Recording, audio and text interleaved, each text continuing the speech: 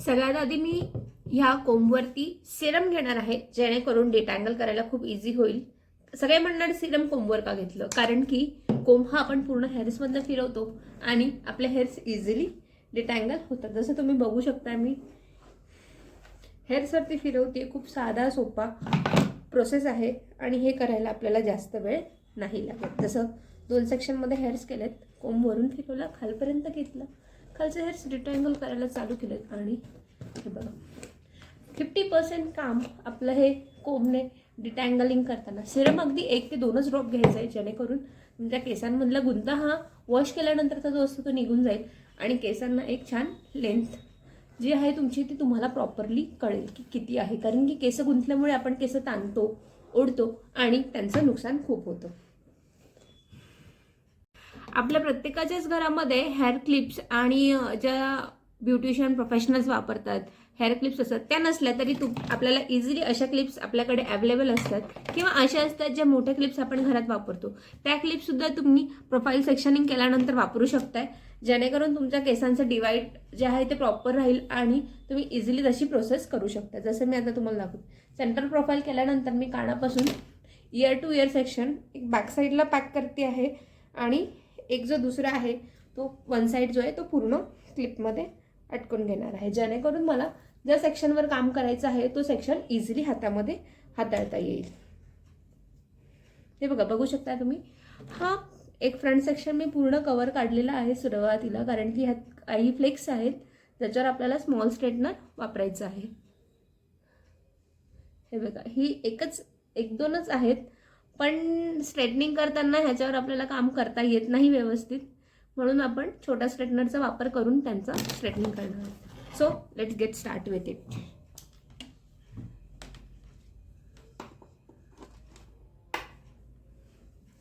छोटंसं स्ट्रेटनर आहे, ऑन केलेलं आहे आणि ते चालू केल्यावरती आपण पाहूयात त्याला किती वेळ लागतो. स्ट्रेटनिंग करायला अगदी साधं सोपं आणि सरळ आहे, काही वेळ लागत नाही जर तुमचं केसांमध्ये गुंता नसेल आणि तुम्ही रेग्युलर करत असाल तर.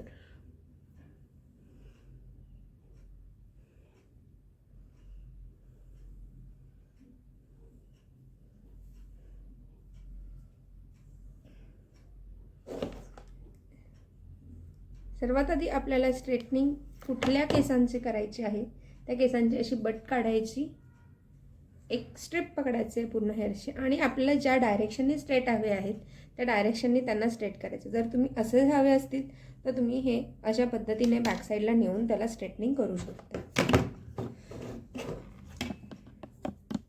हे बघा,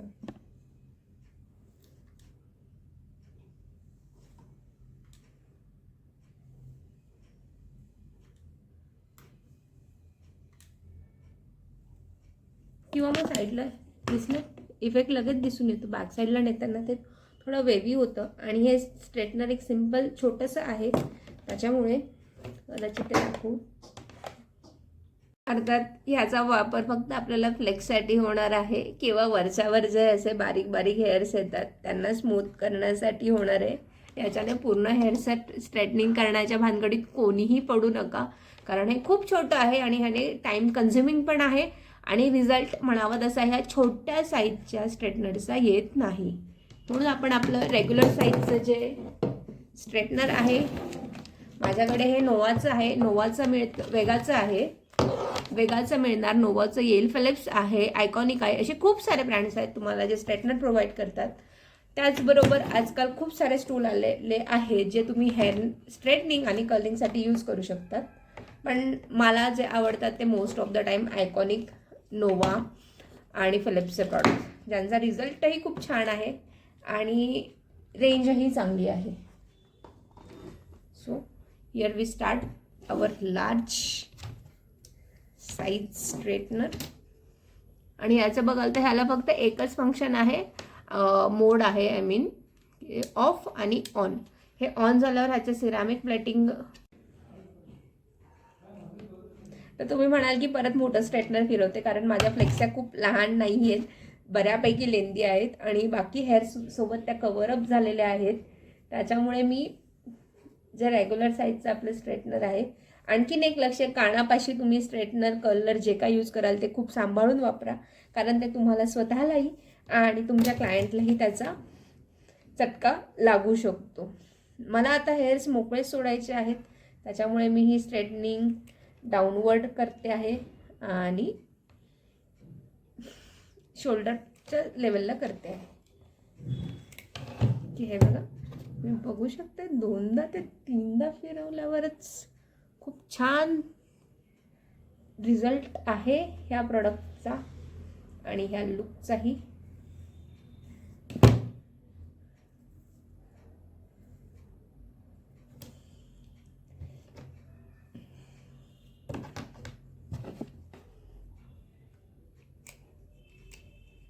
मी पूर्ण दोन्ही बट्टा, दोन्ही लट्स ह्याच्यामध्ये कव्हरअप केले आहेत, कारण की जे छोटे हेअर्स आहेत, मिड लेंथ आहे, तीही ह्याच्यात कव्हर झाली पाहिजे.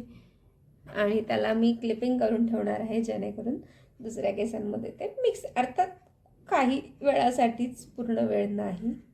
हे बघा, छोट्या छोट्या बट्टिन्समध्ये क्लिप करून ठेवलं आहे, जेणेकरून माझा पुढचा सेक्शन मला दिसतोय आणि त्याला मी स्ट्रेटनिंग करू शकते.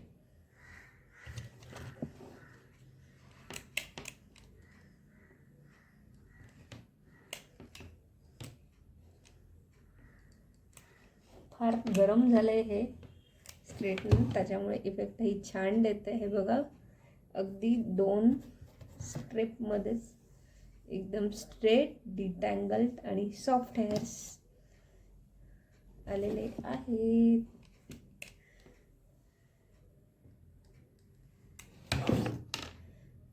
आणि आता हा आपण क्लिप काढूया आणि हा फ्रंट सेक्शन पूर्ण एकदा कोम्ब करून आपण बघूयात स्ट्रेटनरमध्ये बसतोय का. जर बसला तर नक्की पूर्ण सेक्शन एकदा फिरून घ्या, जेणेकरून तुमचं लुक कम्प्लिटली स्ट्रेट आणि छान दिसेल.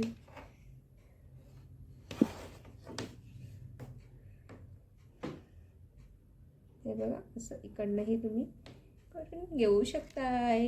हे की बघा किती मस्त दिसतंय, सॉफ्ट आणि स्वीट, आणि इवन केसांची लेंथसुद्धा जास्त दिसतीये.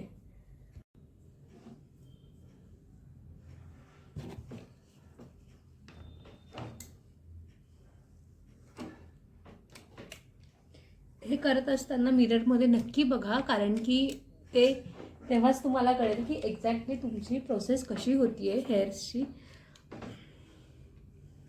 मी आता पुन्हा पुढच्या हेअर्सवरती एकदा पुन्हा स्ट्रेटनर फिरवून घेते, जेणेकरून त्याला थोडाफार जो कर्वनेस आला असेल तो जायला पाहिजे म्हणून.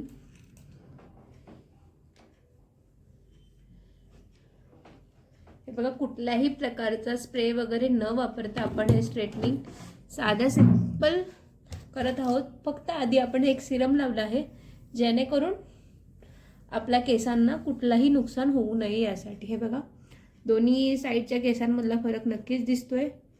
अगदी लेंथमध्येही तुम्हाला दिसत असेल की केस विंचरल्यावर किंवा स्ट्रेटनिंग केल्यावर जे आहे त्याचं पूर्ण व्हॉल्यूम आपल्याला दिसतं. हे बघा,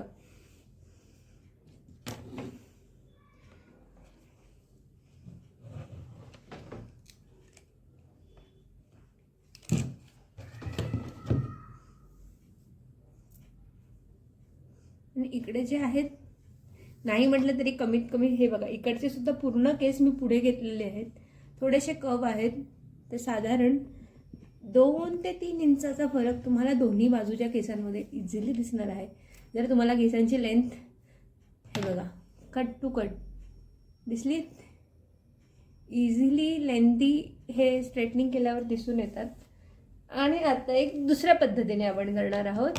तर मी आता मगाशी तुम्हाला स्ट्रेटनिंग करताना फ्रंटला दाखवलेत करून, पण जेव्हा तुम्ही एकतर तुम्ही मगाशी दाखवल्याप्रमाणे करा किंवा सेंटर प्रोफाईल घेऊन 2 बाजू घ्या. सगळ्यात पहिले बॅक साईडने स्ट्रेटनिंग करायला चालू करा. हे बघा, असं वर्टिकल सेक्शन घ्या, जेणेकरून ते तुम्हाला पकडायलाही इझी होतील. आणि फ्रंटचे जे केस आहेत,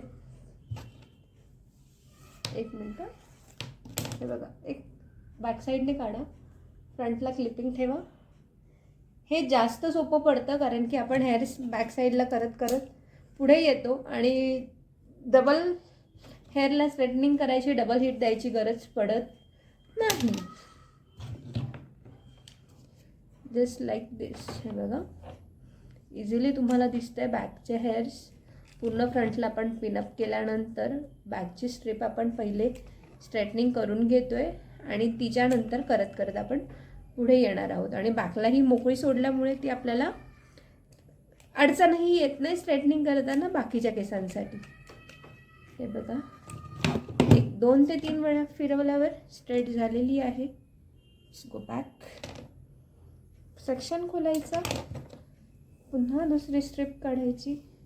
अर्थात बारीक बारीक घ्यायच्या, कारण की बॅक साईडचं आपल्याला दिसत नाही आहे की आपण किती करतो आहे, त्याच्यामुळे सेक्शन छोटे छोटे घ्यायचे, शोल्डर लेंथला सोडायचे आणि बाकीचे पुढे क्लिपअप करून ठेवायचे अशा पद्धतीने. ह्याच्यासाठी मार्केटमध्ये तुम्हाला हेअर सेक्शन क्लिप्स पण मिळतात, पण त्या जर तुमच्याकडे नसतील तर तुम्ही असे हे लार्जवाले क्लिप आहेत जे आपण रेग्युलर घरात वापरतो केसांसाठी, ते वापरू शकता किंवा मीडियम साईजचे वापरू शकता. मला हॉट क्लिपिंग पकडायची सवय झाली आहे, त्याच्यामुळे मी इझिली करू शकते. पण जेव्हा हेअरचे लेयर्समध्ये किंवा स्टेप्समध्ये कट असतात तेव्हा खालच्या केसांना प्रॉब्लेम होतो, म्हणून आपल्याला कोंब पकडणं गरजेचं आहे, जेणेकरून एकेका केसापर्यंत आणि each and every length we should cover in it.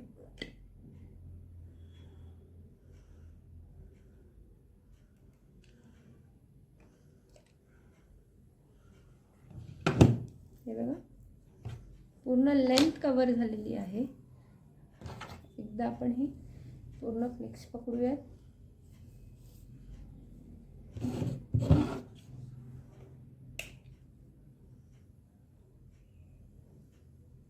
कोंबपासून अर्ध्याच, हे बघा, थोडासा गॅप ठेवला आहे. खूप जवळही चिटकून नाही घेतलं आणि खूप लांबही नाही नेलेलं आहे. बघा, पूर्ण लेंथ स्ट्रेट होते आणि हे करायला खूप इझी जातं कम्पेअर टू फर्स्ट टाईप. हे बघा, आणि इवन स्ट्रेटनिंग केल्यावरती जेवढे गुंतलेले केस होते तेही मोकळे होतात. केसांचा एक छान व्हॉल्यूमही दिसतो. असं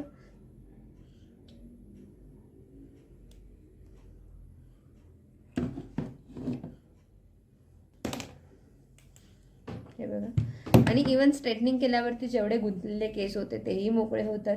केसांचा एक छान व्हॉल्यूमही दिसतो. असं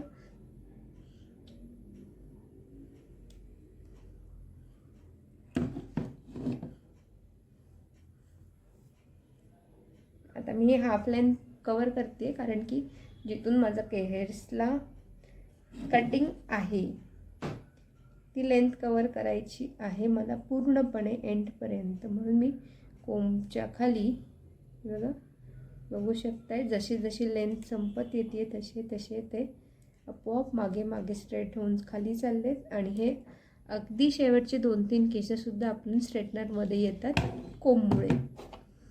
म्हणून स्ट्रेटनिंग करताना कोंब अवश्य वापरा.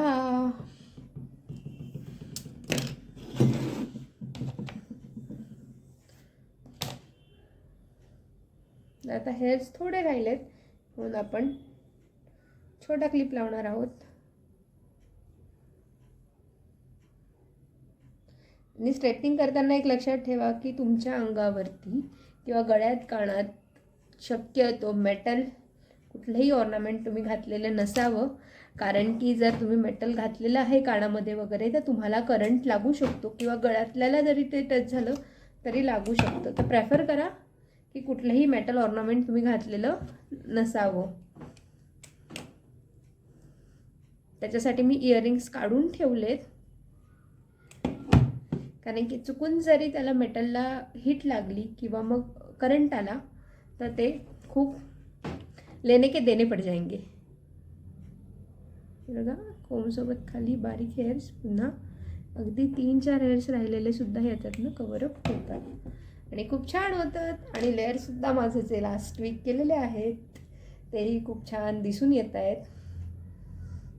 अर्थात ही खूप छोटीशी पिन असल्यामुळे केस गुंततात किंवा लवकर मोकळे होत नाहीत.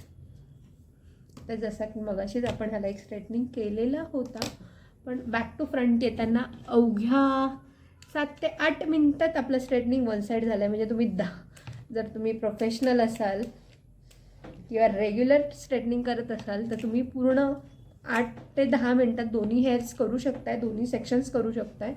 अर्थात तुमच्या व्हॉल्यूमवर आणि लेंथवर ते डिपेंड आहे. वन साईड लेंथ कवर करायला मला फक्त आणि फक्त 8 मिनटं लागली आहेत एका बाजूचे पूर्ण हेअर्स कवर करायला. हे बघा,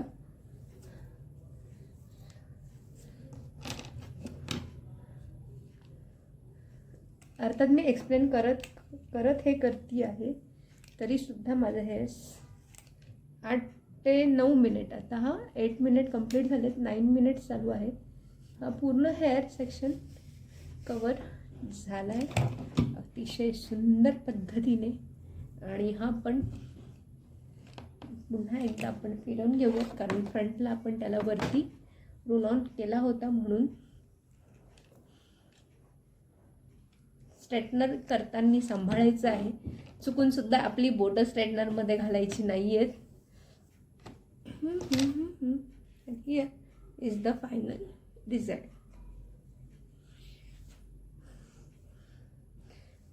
हे बघा,